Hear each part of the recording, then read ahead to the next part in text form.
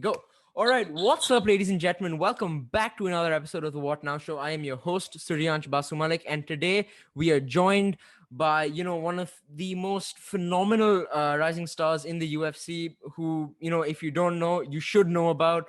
In his last, and if you really want to know how good he is, look no further than his very last fight against Austin Hubbard. We all know Austin Hubbard's got a lot of a lot of attention behind his name. He's known for being a good grappler and everything of sorts. However, our guest this time, Joe Solecki, he himself is a jiu-jitsu specialist. He's had his submissions, and in the very first round he went and submitted his opponent, Austin Hubbard, in in phenomenal fashion, like many of his other fights prior. He came into the UFC through the Contender Series and is going to be fighting, one of the biggest veterans in the sport right now in his division, the lightweight division, in Jim Miller on UFC on ABC2.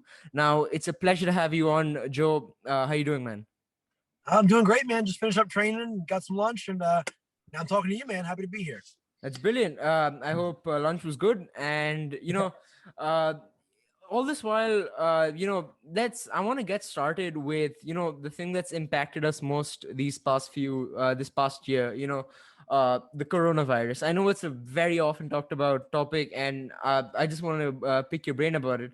So, of course, thanks to COVID, everything slowed down, and the setup of fights, getting your making your bread and butter, is getting into an octagon and fighting. Now, when all of that came to a halt back in early 2020, the most important factor for all fighters was to go back into their own camps, go back into the gym, train, improve any gray areas in their game, and come back out stronger, better, and the best versions of themselves. So, of course, there's a lot of elements to your game that a lot of people have seen. Your grappling game is uh, up there, and we've seen a lot of it. And if when you've been working with your coaches on developing your game, what's the main criteria that you look towards honing the most over this whole period? Yeah, I think for me, the biggest thing was, and it's something that, we were able to train all through COVID, but we kind of had to sneak around and, kind of double up our sessions, only going to the gym once a day and do twice the work, stuff like that for the first little bit. But the thing that was biggest for me that I think I really took away from it is staying in structure in my stand-up, and on the ground too, but especially in my stand-up. So if if you watch the Matt Wyman fight in the second round, I kind of let my arms dangle a little bit, and I was out of the pocket, which is fine. But I would spar that way some, in the past. Like my left arm was hard to dip down, and I'd throw from maybe a lot lower than being an instructor, and that works for a lot of guys. But that's not what my coaches want out of me. And by doing that, it gave me a lot more tools that I was able to use. I came out in the Hubbard fight and threw some pretty sharp right hands right on the button, and that was from just staying in nice and tight. It's something as dumb as hands up, elbows in tight, which is what you hear on your first day of a kickboxing class. But I really had a lot of time to, when we weren't in the gym, I was at home in my little, we were in our townhouse at the time, had like a little 8 foot by 8 foot little courtyard, and I just kind of tied my hand wraps up and made the ropes and was just doing head movement drills with my elbows in tight, looking in the window for reflection, making sure I was doing it right. And came back with a pretty nice right hand, So just stuff like that, stupid fundamental stuff that we always got to work on until we retire. Yeah, that's amazing. So, pre your analysis of your game, especially in that Matt Weinman fight, about, your hands dangling. It tells me that, you've been watching a lot of your footage. You've been trying to analyze, your flaws and your weak areas. So when you're looking at your opponents for every fight coming up, we'll talk about the gym fight later on. But, with all of your fights, do you focus greatly on your opponent's footage and try to find holes in their game, or do you and find their weaknesses and pick at them, or do you try to play or are you more reliant on your strengths? More reliant on what I do. I more watch the opponent or have my coaches do it. I watch too, but later in camp. Is to be aware, So like we've definitely studied, like for this fight, we've studied Jim Miller a ton to know what he's good at, but we're not changing my game to fit, where he has holes. We're seeing where I can win based on what I do. And I think that's where my coaches are so good, is they're not going to make me, like, for instance, at least for the Miller fight, like Scott Holtzman, a teammate of mine, fought and beat Jim Miller. But me and Scott are very different fighters in very different ways. We're built a little different. We have different backgrounds. We, do different things in fights. So my coach Jeff Jimmo isn't going to give me the same blueprint that he had for Scott going into it, which is a sign of a great coach. So yeah, we want to know what Jim does great, and we do know what he does great. And then the rest is, well, where do I fit into this with what I do, good or great. So that's more how we do it. Is I'm worried about what I do, but we talk a lot about what the opponent does, but just to be aware of where, what line shouldn't I cross, pretty much. Yeah. And that's actually what I wanted to talk about next, your coaches, right? So you've in many of your interviews, I mean, I saw one last week where you were speaking to another MMA outlet, and you spoke about your coaches, and you've given your coaches a lot of credit, and there's one type of group, your type, which is very you stick to the people that brought you into the dance, your coaches, and there's a lot of people who jump between training camps. So, do you think the greatest strength of having a coach that you've been with throughout your career is that he knows your holes and he knows how to adapt a blueprint to an opponent better than any other? Or, is that the best aspect of it? Or is it the fact that, you're more used to training with that particular camp? I think both. I think so. For one thing, is I've definitely had and lost my fair share of coaches, but it always worked out. I was never trying to leave. I would never leave a place over the next best thing. You've got to do what's best for your career always. But like when I left the first place that I was fighting out of, all of the guys that were fighting out of there was more of a jiu-jitsu school, and I was still an amateur. But all the guys that were fighting out of there had left to go train elsewhere, and some of it was personal, and some of it was, wanting to get cross training in. But really, until the line got crossed in a personal level, where it was like, oh, I can't see myself doing business with this person anymore because they're so far on the opposite end of the spectrum how I feel as a man, not as a fighter. That was when I left. So um, you got to do what's best for your career, but I also believe in loyalty. So like, if you ever see, I trained in Wilmington, North Carolina, but I'm from New Jersey. I trained in New Jersey with my coach John Hassett since I was a little boy, and then he put the black belt around my waist. So just because I don't live in New Jersey and train at his gym every day, that's still my coach. He's my lifelong coach, but he'll be my coach till I die. So I try to just make sure I stick with those people. I picked up some guys along the way. Like I didn't start working with my boxing coach until my last amateur fight and my whole pro career. Mm-hmm. I didn't meet John Salter until 5 fights into my pro career, and then about 2 fights after that is when we linked up with Jeff Jimmo. But now I truly believe that these are the coaches I'll be with for the remainder, and we always, guys fill different roles and training partners come and go sometimes because of life circumstances, they move or whatever. Strength and conditioning coaches come and go a lot in the sport. But I think this core group of guys that I have is something very special. And I think, people always say this person's the best coach in the world, that person. But I really think it's about finding the best coaches in the world for you, because I could go work with Freddie Roach tomorrow, but if we don't have a connection, or he doesn't care about me once I walk outside the gym, doesn't check up on me or help me, set up my training, then what's one session with Freddie Roach going to do? And I think I had the best coaches in the world for me. Yeah, that's an interesting analogy.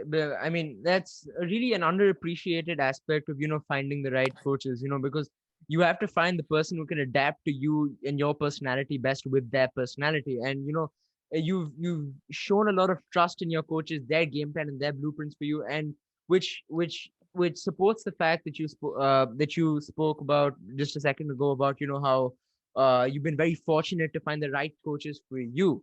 And now we've spoken about the element of how you've developed your game over coronavirus, that how that change impacted your game. You've spoken about how your different coaches have impacted your game. This is all on the surface level of you as a fighter. However, behind every fighter there's their personal life, and things that impact them behind the curtains, that has an impact on the surface.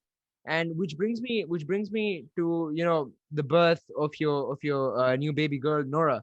And that's you must be very privileged to be able to enjoy the fruits of fatherhood. And a part of it comes the responsibility and a level of stress that many people have spoken about. So when you've had to adapt the life of fatherhood into, your game, your daily life, mixed martial arts, which is your job, how has that whole transitioning process been? You've spoken a lot about how, your wife has been very supportive of your time in mixed martial arts, with this whole process, even from the Contender series where we saw the warm embrace. So could you speak to that a little bit about, how this whole process was for you? Yeah, it's been incredible. It's been, and there's definitely, I'm the kind of guy that I'm going to stress no matter what. If when I got a dog, I was stressing, going, I got to make sure we get them in the backyard one day. We're in an apartment. I'm always going to be like that. So, there's added stress, but not particularly. It's more so, it's a heck of a lot of added purpose. And that's just been incredible. It's really given me meaning. Because if you're feeling off of yourself or making other people happy, eventually it's going to run out. And I don't want to be here for the fight where that did run out. And now it's not that way. So uh, money only takes you so far as a motivator. I don't have any desire to be famous. So that's not a good motivator. Um, I really don't know where I would go from here, but I know that when I look at that little girl, I want her to know that her dad worked tooth and nail to give her the best life possible, you know, and not just that, but also in the sense of maybe I don't make $1 million fighting, but maybe, we have a good life, and maybe she sees that I worked really, really hard towards something that I was passionate about and provided for her doing it. So when I think about that all of this she'll be able to go back and watch someday, it makes you live a very different way. It's really, really cool to go through this whole process. And especially me, like, I've always been very reflective and very, I try to enjoy the best I can, but I've missed a lot of my career by worrying about, okay, I got to rush to this fight and get to the next fight and get to the UFC. And then all of a sudden I was in the UFC and I go, oh, wow, I really rushed through a lot of the fun times on the regional scene. And I think having her has really made me really live in the moment and be like, okay, every day I'm home with her. I'm like, feeding her little carrots or sweet potatoes, whatever it is. And I'm like, this is a great moment because tomorrow I know I have to go out of town and train. Like, it makes me cherish every little thing. And then when I'm training on the other end, it's okay. I'm taking time away from my daughter and my wife, who I absolutely love. And if I'm not going to come here, I better use this time to really, really put my nose to the grindstone and make this count. So it's just been a blessing. And I really didn't know what to expect. I knew I loved her from the second we saw the test that said we were going to have a baby. But as soon as she came out, it was like I'd known her for 100 years, and just, just incredible. That's amazing. And, congratulations once again for it. And, what you've said right now really makes me draw an interesting analogy. I don't know if you'd agree, but it shows me, shades of cowboy cerrone, because, and here's why, when he had his child, I mean, much later into his career, of course, but, it reinvigorated his motivation to the sport of mixed martial arts. It gave him an extended uh, direction and goal to achieve. He wasn't in it for the fame; he was in it for the love of fighting. And he even spoke about it himself. How after he accomplished so many things, he's like, "What's next?" And then he had his first child, and he thought, I know who I'm fighting for now. It's for the future of my next in line. And it speaks volumes of how it's going to be for you, because we saw what Father Cerrone, came back to the sport with, knocking people out left, right, and center, throwing one of the most bamboozling combos in the world against Alexander Hernandez.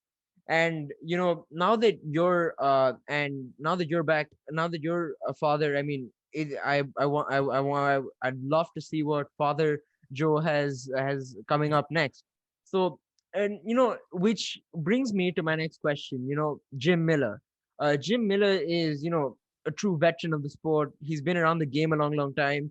He's a decorated fighter, and it's the perfect kind of fight. It's the perfect kind of victory. Someone who's rising the ranks like you would require to, put your name out there, because beating a name like Jim Miller would get a lot of attention to your name, and it would mark that you're a contender to be reckoned with. uh, and when you're approaching Jim Miller as a fighter, I'm sure because the fight's almost about 2 weeks out, and I'm sure you've spoken to your coaches about him as a fighter. You've drawn up your own game plan. You've trained a lot. So now that all of the whole planning stage is said and done, camp's almost up. What do you make of Jim as an opponent? Your whole training throughout this camp. How have you been feeling throughout? The whole weight cut process coming up. How does all of that feel? What do you make of it? Yeah, I think I make of it. It's a great opportunity. It's an amazing opportunity, and I've just been treating it as such, and all my coaches have too. Is we know who's across from us. I know this is a very seasoned vet who is a very tough out for anybody, but I truly believe I have all the tools to get it done. And I know this is a great opportunity and it can propel great things, but I'm not all that worried about that. I'm just worried about getting the next win. That's there's nothing beyond him for me. There's nothing really before him. I can't bring those last couple of fights into the cage with me, and there's sure as heck no fight afterward if there's nothing left of me after the fight. So this is the only thing I'm thinking about is him. And I don't know if it's been the opportunity that's been laid out in front of me to fight such a well-known guy, or if it's the baby or whatever. But I really truly feel like I found another gear this camp that I didn't know I could get into. Because we really, really, really grinded away for the Hubbard fight twice. It was 2 camps, and I was like, man, I maxed out my time. Like I was spent. And this time even more so. So I just been able to find another gear of intensity, and I think it's just because I respect him so much that I maybe even to a point where I'm building him up to be more than he is. And I think that's been fantastic. It's made me push even harder than I've ever. This is the hardest training camp I've ever put in my entire life. So you're supposed to say that every time, but that's the truth. So we've done everything, and I don't have a terrible weight cut, so I really haven't had to taper back too much right now. Not too heavy. We're kind of primed and ready to go, and about halfway through next week or the end of next week, we'll start tapering off with our training and start worrying about the next part, which is the travel and the weight cut, and then shortly after will be the fight. But we're ready for all of it. Yeah, coming in with your best foot, primed and ready to go. Just the things you want to hear from a fighter coming up to his fight, and which begs the question. Everyone imagines what they're gonna be like in the octagon. So, what's your prediction for this fight against Jim? Do you want to end it with a stoppage, a decision? How do you see it playing out? Well, I'd always love to end every fight with a stoppage, but I have to plan for the opposite, and I truly believe that the opposite is what's going to be. It's going to be a grind. I've got to. Jim Miller's not going anywhere. He's not going to look for a way out. So if something happens where there's an opportunity, I think I've shown in my fights that I'll definitely take it. But that being said, is I've got to beat him everywhere. Or a majority of the positions. I have to fight tooth and nail. When we're in the open, I've got to keep moving. I got to keep moving, and I got to throw my shots, get my shots off before he does. I mean, When it we're on the hasn't. ground, Yeah, exactly, and it hasn't always been the opposite of what you thought. Because let's look at your last fight. I don't think anyone would have expected you to submit a guy like Austin Hubbard in the first round. So I mean, wasn't that a bit of a pleasant surprise? Having that kind of a fight like that play out in the fashion that it did. absolutely, yep. And that's how we want it to be. Is and it was the same thing in the Contender Series. Is we knew that guy was pretty durable and hard to submit and kind of tricky on the ground. So I was like, oh, I'm just gonna get on top and punch, punch, punch, and keep scoring and chipping away.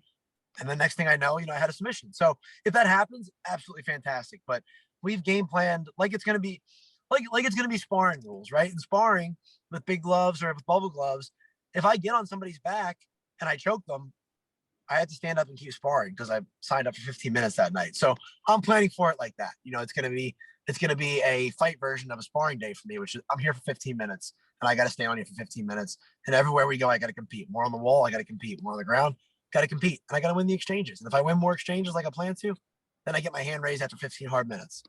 I love your mentality and I love the mindset you're taking going into these fights, and the perfect level of confidence you require to go approach these fights, to have that level of trust in your in the assets that you have, the kind of weapons you have in your arsenal. And another element I really wanted to talk about is your lead ups backstage, and those few moments you have, that 1 minute you have in between rounds in a fight.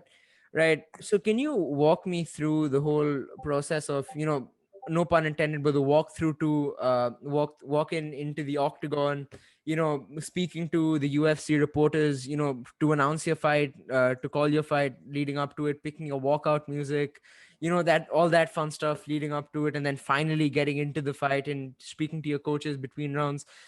I mean, I know it's a broad question, but can you like speak about that experience to any level?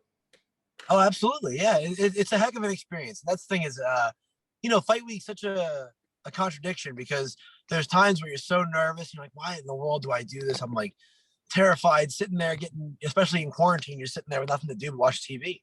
And then there's times where you're like, oh man, I have to go do my fighter meeting with whoever it may be. Like last time for me, it was John Anik and Dominic Cruz. I'm like, that was a blast. Or you're signing posters or whatever. And you're like, man, this is such a blessing of an experience, and it is. But there's the times where you're nervous. There's the times where you're relaxed and having fun with your team. And if you're lucky enough to be selected for like a media day or some interviews, you're talking about the fight. People want to hear your opinion on it. It's amazing to have that kind of support. When you're getting ready to walk out, it's different now in quarantine because there is no crowd. So I remember I only had one fight, in the huge crowd like Washington D.C. But I could hear the stands over top me. We were in the guts of the arena, and it's just something you see in like a movie, and you're like, oh wow, like there's thousands and thousands of people out there ready to watch this fight, and it's a really cool feeling. It's something I had visualized for a long, long time. But with quarantine, it's a little different. We were just standing right there. I was standing at the ramp, like head poked out of the curtains, and it was a commercial break, and it's quiet in there. You hear the commentators, and then for me, they showed a clip before the Hubbard fight of both of us and saying what we said, and then they had a clip. The last thing I saw before I walked was him just completely lighting up the guy that he fought before me, and I was like, oh boy, what am I getting myself into? And then it was time to walk, and I think everybody picks a different song. Some people want to be ramped up, calm down, whatever it may be. And for the longest time, I used a different song. I would use Running by Machine Gun Kelly. And it's very fast paced, and it meant a lot to me at the time when I was trying to get to the UFC. And then, but it's kind of about having a chip on your shoulder and being overlooked and all that stuff. And I felt like that forever. But that was kind of the song I would use when I really wanted to get to the UFC and prove everybody I could, And then I got there, and my wife for DC was like, she loves that song. She's like, I have heard you walk out to that song however many times. She's like, you owe it to me. I have to hear that on the big stage. Like I have to. And I was like, okay. But then after quarantine, like we train all the time at Salty Dog. And like one of the bands that comes on a lot is Whiskey Myers, and a bunch of the guys are like obsessed with them. And I really like them. I like to train to them. Like it's kind of rockish, but also country, which has grown on me. Country music has grown on me the last, probably living in the South, but I'm like, love country music now. But and the one song Bury My Bones I really, really like because it's kind of calm, and I always rush out to the fight. I'm trying to like pull back a little bit and enjoy it. And I just like what it was talking about. I had known before the fight that I was going to be a dad, and it's kind of talking about somebody going away, I think probably to war, but saying, basically if I die, here's the instructions for when I'm gone. It's like, that's how I got to be going in the cage, is coming to terms with like, there is no way out. Once they clink that door shut, you hear that clink, you're in there. So you got to be, I mean, it's very dramatic, but realistically, that can happen in a fight, So I got to come to terms with the worst thing that can possibly happen, be it a loss, be it even worse, be it hurt, whatever, and just send everything home to the family. So it kind of means a lot to me now to walk out to that. Yeah, that's amazing. And, it's an amazing story behind it. And what really, struck my brain at the very beginning of what you said was, talking to John Anik and Dominic Cruz. Dominic Cruz, a veteran of the sport, one of the greatest to do it. So, I mean, I know it's a bit of a silly question, but, when you're going into one of these conversations, do you often ask for advice from some of these legends like Dom? So no, because they kind of interview you so they can get their info for the broadcast, but it ends up turning into like comforting advice sometimes. Like in Washington D.C., it was Felder and Anik and a producer, and they're like, "How you feeling?" I'm like, I was like telling them how nervous I was and all the doubts I was having. And I was like, "Yeah, I'm having imposter syndrome. I feel like I don't belong here." And they're like laughing, and like Felder's nodding, like every fight I feel like that. And then Anik's like, "That's what we heard about you, man. You are ready for this. Like this guy's." I'm like, "No, I'm telling you, I'm so nervous." I'm like, "Yeah, you should be." Like, and it was comforting. And then the last one was virtual because of COVID and everything. So it was on like FaceTime or Zoom or whatever it was. And they were asking what I wanted to do to get started the fight established. And I was like, "Yeah, I want to get my boxing going early." And then Cruz was like, "Well, wait a minute. Like, what about kicking range? What do you have for that?" He likes to kick. Like, and it became like a little coaching session over Zoom. And I took some good stuff away from it. So it's really cool. And I'm just a fan of the sport, like I don't care that I'm here as my third fight or whatever. Like, I still look up to all these guys, and it's just so cool to be talking to them even for a couple minutes.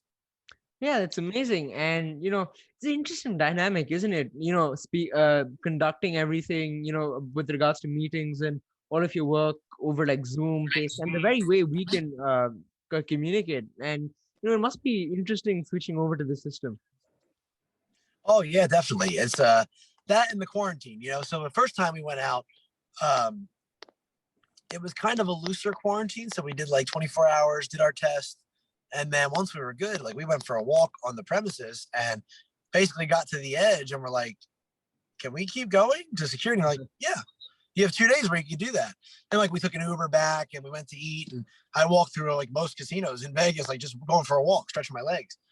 And then now I don't believe that's the case. I think it's straight up 4 or 5 days straight of just lockdown. So, it's a little weird, and you can't see your family. It's going to be over FaceTime or whatever it is. But at the end of the day, when you really think about it, there's people that go away, be it soldiers deployed for months on end without even FaceTime or anything, or people that go away for all kinds of jobs for weeks and weeks at a time. So, just got to suck it up, and that's the time we're living in right now. So, hopefully pretty soon, I guess maybe they're going back to Florida. Maybe they'll have your families and stuff. You can see them there. But Mhm. for this one, it worked out great last time. It kind of narrowed in the focus the whole week. And yeah, it was great. Yeah, that's amazing. And that brings me to my next question, which you spoke about, the whole quarantine process. And with the new, like, very strict and very effective protocols that the UFC has, bringing in for their fighters, for the safety of their fighters, their staff, and for the promotion itself. So when you're having to deal with these protocols, how has the whole experience been like for you dealing with the UFC staff? The whole process of quarantining in your room, speaking to the nutritionists, leading up to your weight cuts. What's that whole experience been like for you? Oh, it was great. The UFC is a well-oiled machine. And the way they've adapted to the new protocols are great, and just they have a system and the way you're able to, I can Uber Eats food or Postmate or whatever, get groceries, and within minutes it's at your door, and the security runs it up, and they were just so fantastic with all of it. And they have everybody on staff there if you need them, the nutritionists and all that. I kind of steer clear of that because uh, they don't feed me enough. So I eat a lot on fight week. I just know my body, it's all healthy stuff, but I know what works for me. And like, I got the meals and I looked at it, I was like, where's the rest of it? Like, I think they're used to guys that have a lot bigger cuts. So, but they're all there. They've got a whole setup downstairs in the main lobby of the hotel with your water and your test scales and everything. And man, a fine oil machine. You really can't complain at all. That's amazing. And can you speak to that a little bit? The weight cut process, and do you prefer maintaining your like a normal weight of 155, or do you like moving around a little bit above, a little bit below, and then put on a little bit or cut a bunch of weight like a few day like a day or two before the weigh-ins? Yeah, so I walk around a lot heavier than 155. Not like a lot of these guys because I kind of stay within striking range all year of it. But yeah, I train at probably about 172 or three through most of the camp. Then it starts to dip down toward the end, like now, where just touching on 170. And then after my last hard sparring session, which is sometimes the Wednesday before, sometimes the Saturday, just depending on how we're feeling. Then I'll start tapering down. But I don't like to take calories down too much while we still have hard training left to do because that's when you get hurt. Uh, or when you start getting tired because you're not feeding your body right. So Yeah. once the hard work is done and we're just going to taper and do some light workouts on fight week, then I take a dip in my calories and change a couple things around. And it's really not a big process for me. I get pretty lean pretty quick and pretty close to where I need to cut my water weight from. And it ends up being about 5 to 7 pounds every time. So really not bad. It's, an hour of work, hour and a half in the little portable sauna, the bathtub, and I'm on point usually. And understandably so. So, coming towards the end, tell me, give me one more, way of how you see, your career in the UFC forward. I don't want you to be looking over Jim Miller, effectively, but, assuming that you do get the result you want, which is a victory, however be it may, um, and after you, let's say you do get it, do you want to go for a top 15 guy, or do you want to go around the unranked group of fighters in the division before you look for it? Do you want to build it up slowly, or do you want to, pop up, boom, get through it as quick as you can, like you did in the regionals? I'm in no rush. But whatever everybody has in store for me, I'm really focusing on Miller. And my goal. Someone asked me the other day my 5-year plan.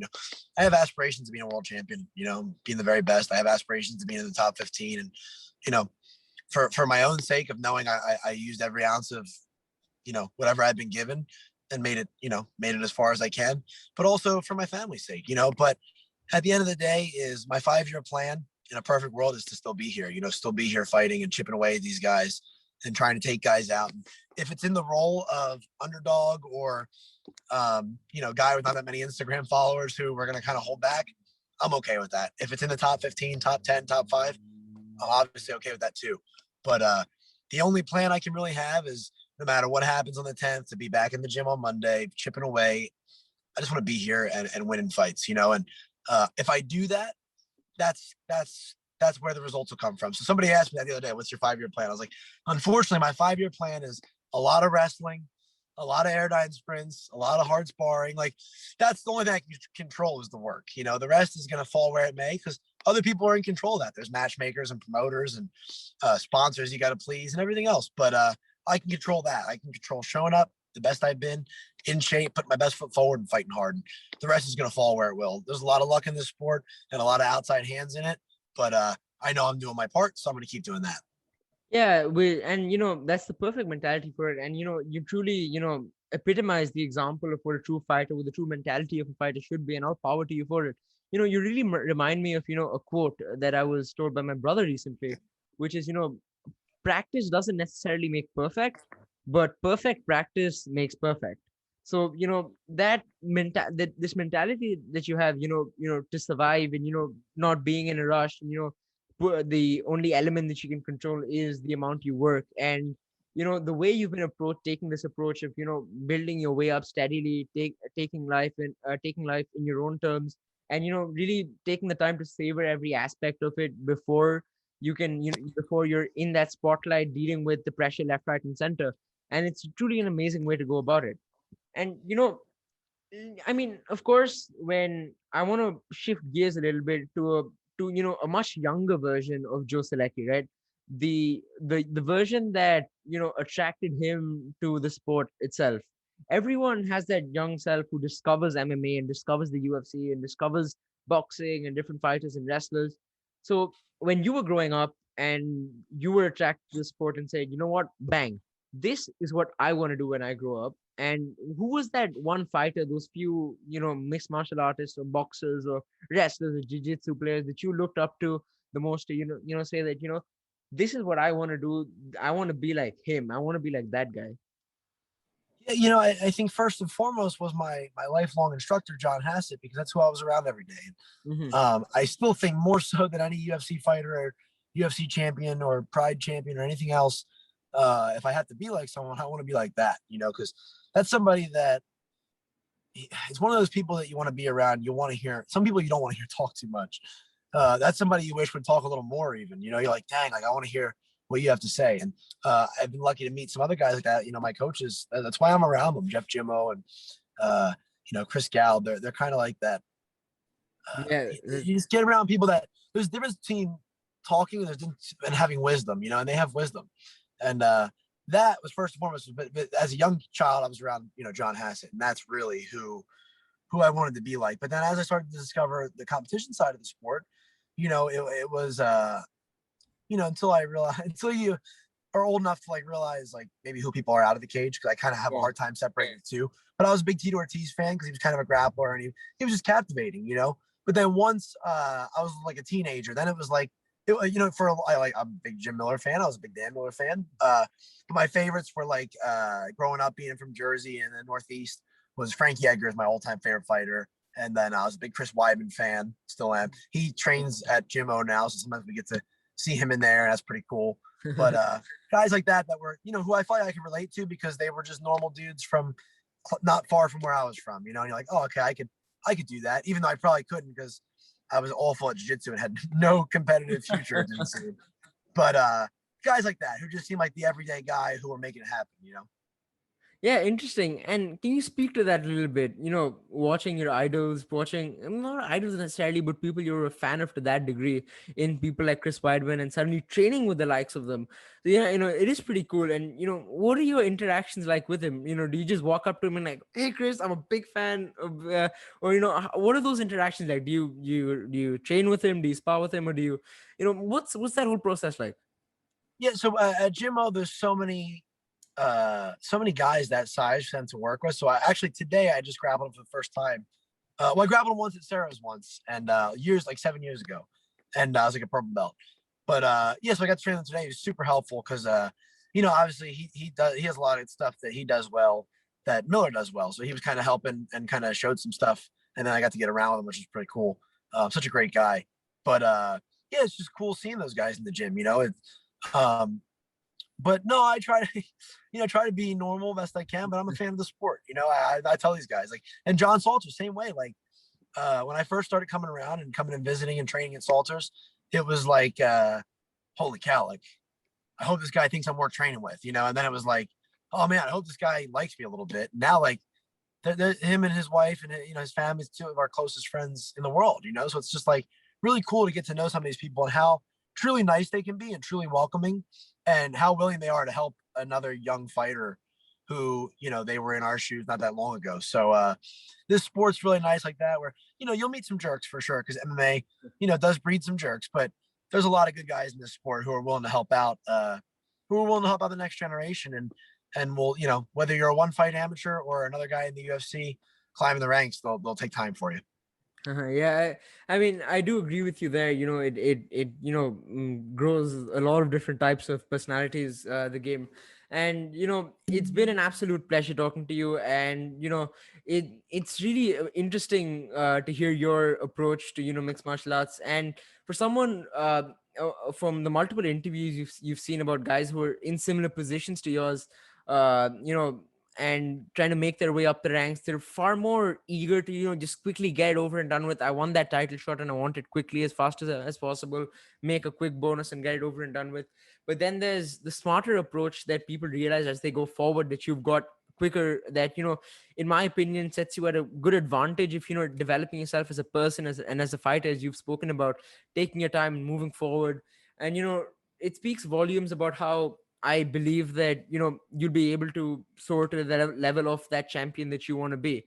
And once again, thank you again so much for coming onto the show. And before I let you go, there's one thing that we like to do very often with our guests, is that the next minute or two, anything you want to say, anyone you want to shout out, anything you want to speak about, whatever you want to say, a final message, so to speak, for the Joe Solecki fans out there, who now must expect to see a stoppage sometime in your next Jim Miller next fight against Jim Miller on the 10th of April. Anything you want to say, Joe? Go ahead. Yeah, I appreciate it, man. First of all, my heart sank when he said we have all our guests do something, because uh, I was on a show one night where I had to sing a couple lines from a song. So every time I hear that, I'm like, oh no, what do I have to do? Yeah, thanks for having me on, man. I really appreciate it, and it was great talking with you. And no, I appreciate everybody that supports me. I get a lot of nice messages and stuff, and it really doesn't go unnoticed. I try to make sure I get back to, I'm not important enough to be. I can see most of them, so I get back to a lot of people, and it's really cool to interact with people that want to support you and follow your career. So I thank them. My coaches, we talked about all of them. All the gyms I train at, Salty Dog, Jiu Jitsu, and Gym O, and Fitness Edge MMA. Just I appreciate those guys. Everybody that has Jiu Jitsu for tolerating the annoying 12-year-old kid that was me, nagging everybody to train all the time and just want to be part of the inside jokes. And they're the reason that I'm here, And I want to thank my wife. She's just been a superstar, and it's another fight week without her this time around. It's only my second ever as a pro, and she missed 2 amateur fights because of work. But yeah, so I really really appreciate all that she does. And it's not the same without her, but gosh, I try hard for her. I love her to death. And my baby Nora, man, I love that girl so much already. 6 months old, just teaching her old man a lot more stuff than I've ever taught her in 6 months. That's for sure. So I just can't thank them enough, man. It's been amazing, and just yeah, that's it. I really, really appreciate all the support from all the angles that I get it. Yeah, great. And I'm sure your gym appreciates everything that you've become. And you know what? I'm going to put you on the spot real quick. You spoke about how you sing a few lines here and there. So can you throw in a few lines for us before we go off? No, because you know what? That night, I pulled a loophole because I'm so bad with embarrassing stuff like that. We were hanging out with our good friends and their son, my nephew Jonas, and I was like, "Oh, I've got this. Like, I'm resourceful. That's the only thing I got going for me. Like in a fight, I may not be stronger, tougher, this that, but I'm resourceful." So I was like, I snagged him up so fast. He's like a year old at the time, and had him hop on there first, and I just kind of hung out behind him. The cuteness factor took it right away. So unfortunately, he is not here, so we're out of luck on that one. Brilliant, brilliant. Well, I mean, I think I'm gonna try next time, maybe after your fight against Jim Miller, to get you back on and get you to sing that song for me. So, and the viewers, and I'm sure everyone watching will be rooting for you. And best of luck to you for your fight coming up. Once again, thank you so much for joining in. And thank you, ladies and gentlemen, for watching. We're gonna be rooting for Joe Solecki on the 10th of April against his fight in his fight against Jim Miller. Be sure to tune in. And yeah, we'll see you on the next one. That's what that was.